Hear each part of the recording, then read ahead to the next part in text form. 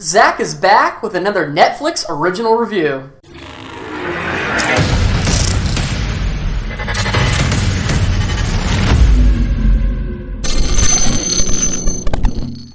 Today we're going to be talking about Mindhunters Season 2. Now, I already explained to you guys what Mindhunters is about, so what I'm going to do in this, I guess you'd say, review, is just tell you things that I liked about this season and what I didn't like about this season, instead of going through the whole gist of what the show's about. If you want to know what the show is generally about, go ahead and watch my Mindhunters Season 1 review.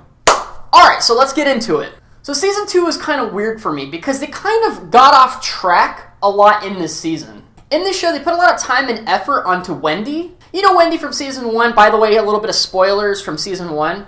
Wendy's a sociologist character that they use as kind of like a person to use the scientific method and to make sure that what they're doing with the psychopaths is scientific and not just their own egos and stuff like that. She's a professor is what I'm trying to say. In Season 1, they didn't flesh out her character that much. She kind of just acted bitchy in the show, at least in my opinion. In Season 2, they go more into her character, but the problem is her character is not really interesting. And what she goes through in the show is not particularly interesting for the main plot line. Sometimes I think they used her just to pad the runtime of the show, and sometimes her stuff just got really boring. There was some interesting parts in the show with her, but generally speaking, every time they went to her, I was starting to look at my clock and, my watch, and I was like, alright, let's get to the good stuff, Which sucks because she could have done a lot more in the show. In Season 2, they kind of erase a lot of the problems that they left off in Season 1. I thought they were going to jump into the storyline of that killer they kept kind of teasing in Season 1. But they don't really get into his storyline in Season 2 either, which kind of... That's annoying to me. Season 2 felt really scatterbrained compared to Season 1. Season 1 felt like they knew what they were trying to do, and they were trying to kind of push one message towards you, or one storyline. They were just interviewing serial killers and figuring out what makes them tick. That's cool enough. You don't have to go anything further than that. That's the problem with Season 2, is they get way too off track, and they kind of fumble around, and then they kind of get back to the main plot. But other than that, they fumbled around too much with other topics. For example, the end of Season 1, Holden has a panic attack, and that kind of is like a small plot line that they use in Season 2. So they talk about him having anxiety, and he has these anxiety issues since he kind of got, in a confrontation with Kemper, the gigantic 300-pound serial killer from Season 1. For a couple episodes, he has these anxiety problems, and it's almost like the writers were like, where are we going to go with this? This seems like a really stupid storyline. And they just never bring it up again. Which is weird. There's a storyline with Bill in Season 2 that kind of derails the entire show, in my opinion. He keeps having to go back to his family because he has some, I guess you'd say, family issues. I don't want to get into it because it's kind of spoiler territory. But it does kind of the Breaking Bad thing where, his family doesn't really like him and he has to kind of make sure his family is enjoying his company and he's not working too hard and things like that. I'm like, dude, I know there's problems with his family and stuff like that, but, that's not what I'm here to watch. I want to watch... how they get into the mind of these serial killers. And they kind of go off track, and it slows down the pace of the show. Another interesting thing they do with Season 2 is that they don't have a lot of interviews with serial killers.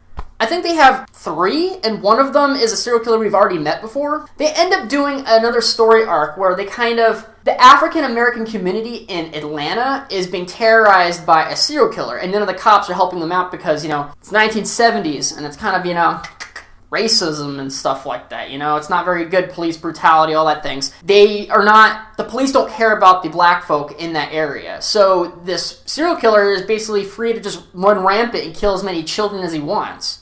That's where our main characters come in. They're there to investigate the serial killer that's killed many kids. I don't want to go into the numbers because it's kind of spoiler territory, but it's a lot. And that is the good storyline. I wanted to see that from the start. Them trying to help the African-American community out in Atlanta. The Atlanta killer is what they would call them. But it took so long to actually get to that point, and they fumbled around so much with other storylines that didn't really mean anything in the broad scope of things. The show was still good, it's just that they didn't have, it wasn't focused. That's what I'm trying to say. It was not focused at all, and they were just scatterbrained like crazy, and they needed to just focus it up. Focus it up on one topic that they needed to figure out. You can do something different than just interviewing serial killers, even though that was the interesting stuff in Season 1. So the main storyline in this one is that they're trying to find and track down a specific serial killer, kind of like other investigation shows. I feel like what happened was that after season 1 and doing the whole Mindhunters thing where they interview serial killers, they didn't know what to do after that. And they struggled to find a good idea to stick with. So they kind of just threw everything at the walls and just tried to figure out what would stick for somebody. Or the audience is what I'm trying to say. So the show isn't bad, it's just that everything was kind of lukewarm. Nothing was really like hot, you know what I mean? Nothing was like good, like really amazing. There was one scene I'd like to mention though, I think it's in episode 2, where Bill and another officer is sitting in a car interviewing a kid that escaped a serial killer, if that makes any sense. The kid has already talked to the newspapers and stuff like that, and he doesn't, pretty messed up, and they don't want to really beat him up with questions, but if he goes ahead, he feels fine when he's talking just to a very few amount of people. And that's what they're there for some information and to be calm and genuine with him about what happened with that serial killing. Like what happened when his family died and, how did he get away and all this, all that jazz. That was some of the most intense dialogue I've seen in a show in a very, very long time. They talk for maybe like 20 minutes, maybe not 20 minutes, 15 minutes. They talk for a good 15 minutes. And the entire time, the camera just has the camera right on them in the car. That's it. It's a conversation in a car. And during that time, the way they described the killer and what happened to this kid was so thrilling. It was like, it's almost like reading a book, you know what I mean? Where you use your own imagination for everything. And it was so enthralling just listening to the kid and how his emotions were and how he described everything. And when you could feel that he was getting more tense and you could see the cops kind of thinking about things and stuff like that. The way they used the visual cues, from the actors, as well as the storytelling and the dialogue was just like perfect, just gold. It was gold. And after episode 2, I was like, this season's gonna be amazing. So, I was really hoping for the next couple episodes to be just as good. But sadly to say, it wasn't as good as season 1. So to be honest with you, I'm gonna go ahead and give this season a C+.